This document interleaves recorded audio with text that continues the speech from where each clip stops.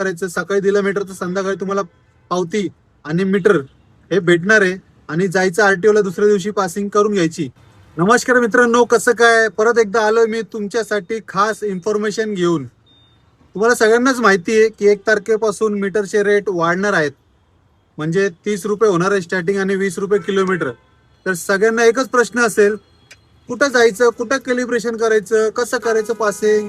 तर टेन्शन घेऊ नका, नो टेन्शन. लाला आहे तर तुम्हाला पूर्ण इन्फॉर्मेशन मी देईल.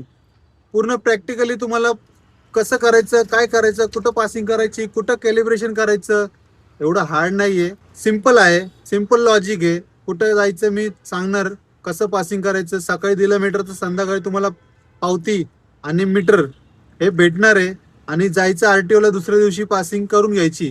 कोणाला पैसे आरटीओ ला द्यायचे नाही, ते पण तुम्हाला मी व्हिडिओच्या माध्यमातून पूर्ण ब्लॉग बनवल. मीटर कॅलिब्रेशन ते आरटीओ पासिंग मीटर पर्यंत हे पूर्ण व्हिडिओ मी बनवणार आहे. म्हणून कोणीही फसवून घेऊ नका स्वतःला, कोणीही फसवू नका. नाहीतर खूप लोक असे रिक्षावाले, त्यांना माहित नाही, मीटर पासिंग करायला जातात आरटीओ मध्ये, पैसे देतात, 200-300 रुपये देतात, डायरेक्ट पासिंग करून घेतात.